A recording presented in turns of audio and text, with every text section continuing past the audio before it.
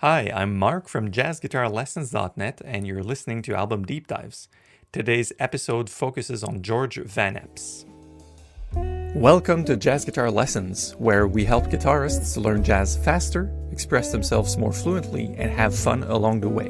My name is Mark, and if you're looking to learn jazz, form better practice habits, and especially if you enjoy a French accent, make sure to subscribe. Known as the father of the seven-string guitar, George Van Epps has been one of those historical figures that had a great influence in the jazz guitar field, but tend to be overshadowed by more flashy players. He was born into a very musical family in Plainfield, New Jersey in 1913. His father was a professional banjo player and his mother and brother were both excellent pianists. George always said that he was immensely influenced by piano and that it was because of this influence that he decided to come up with a design for a seven-string guitar. He wanted to expand the range of the guitar so that he could play it as a lap piano. And we will certainly recognize this influence in his advanced harmonic approaches on the instrument. Being a professional studio musician for most of his life, he had a vast experience with many different genres and played with the likes of Benny Goodman, Frank Sinatra, and Paul Weston, amongst others. In 1956, George Van Epps recorded and released his first record as a leader, and it was called Mellow Guitar, under the Columbia label. This outstanding recording introduced the sound of that seven-string guitar into the mainstream jazz world, as well as George Van Epps' particular style of playing. As an avid fingerstyle player since the age of 9, he had a superb mastery over the fretboard. And Van Epps was particularly adept at harmonizing melodies, adding remarkably tasteful inner voice movements in his improv and comping.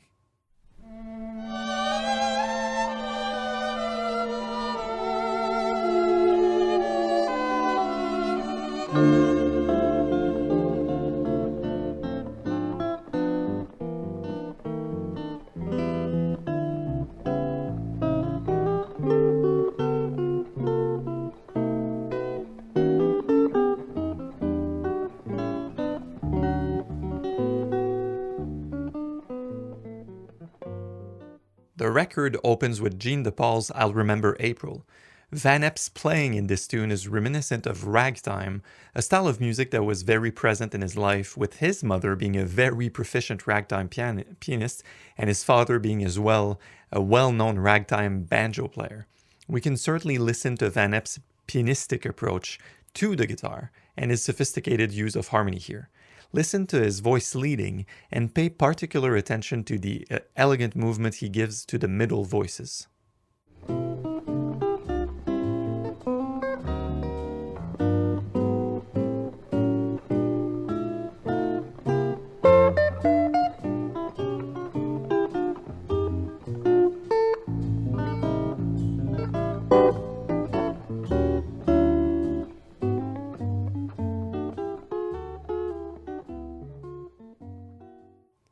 Next up is What Is This Thing Called Love, written by Cole Porter. George's arrangement of this tune is very interesting, and we can really hear the seven-string in action. His absolute mastery of the fretboard is showcased here, with the guitar driving the entire tune by itself. His voice leading is as impeccable as ever, but his contrapuntal capacity is what I find remarkable here.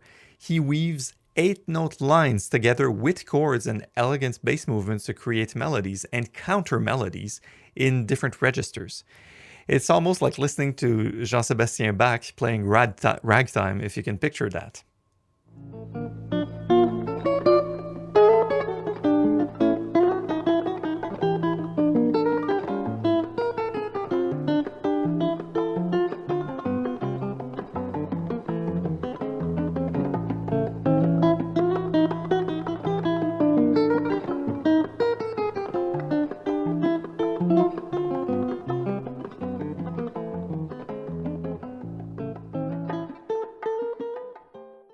Yesterdays by Jerome Kern is played perfectly as the fourth track on this record.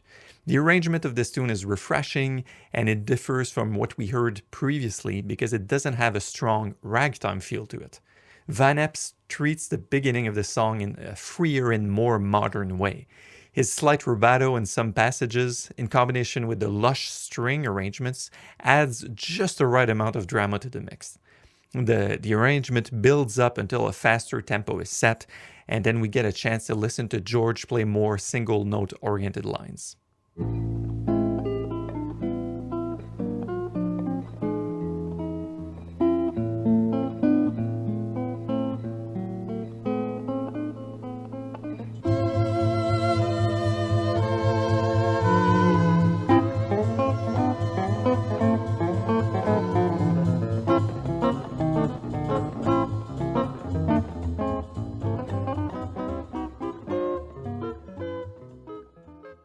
George Van Epps' arrangement of They Can't Take That Away From Me, written by George Gershwin, of course, is superb.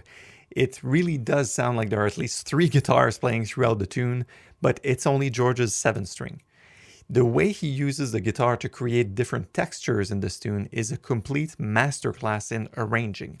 He is able to play so freely with tension and release by contrasting different textural techniques, all the while maintaining the focus on the melody.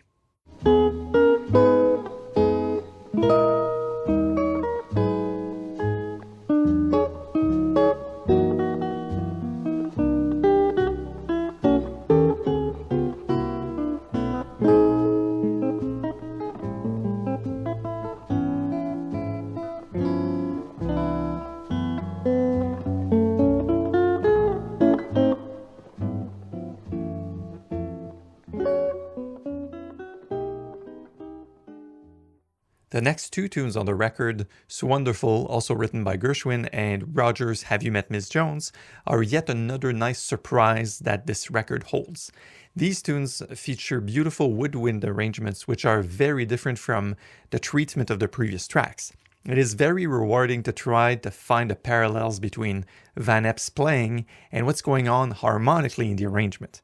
He used the guitar as a tiny big band or as an orchestra almost, and the way he voice leads and transitions from chord to chord is very similar to what an arranger might do with a full horn section like the one these tunes feature.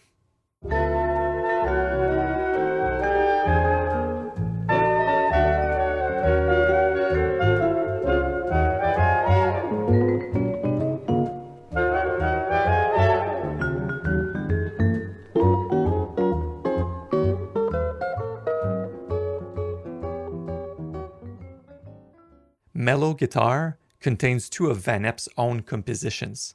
Tango El Bongo, a playful Latin-inspired tune that features only a bongo and George's playing, and Lost Canyon. The latter has a full woodwind arrangement similar to what we heard before on the record, but the big difference is Van Epps is playing. He really took advantage of the freedom that composition offers and added some astounding inner voice movements and counterpoint in the piece. For me, this is the best example of Van Epps' genius. His harmonic understanding and curiosity would push the boundaries of the instrument and open many doors for future players to explore.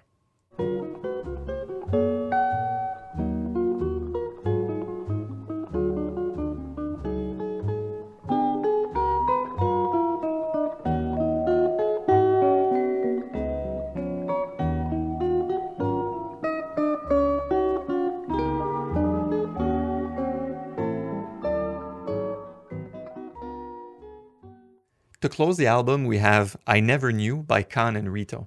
The arrangement of this tune reminds me of what you would usually find in a big band chart, the difference being that the guitar is taking the role of the whole big band in this case. George had vast experience playing with big bands as a studio musician, as well as having played live with giants like Benny Goodman and Frank Sinatra, amongst others. So he plays with such confidence and command of this tune, you can really hear his years of experience portrayed here. There's also a different sound to Van Epps' playing. It sounds here like he's strumming every chord, as opposed to his usual finger-picking technique, so he could really do everything.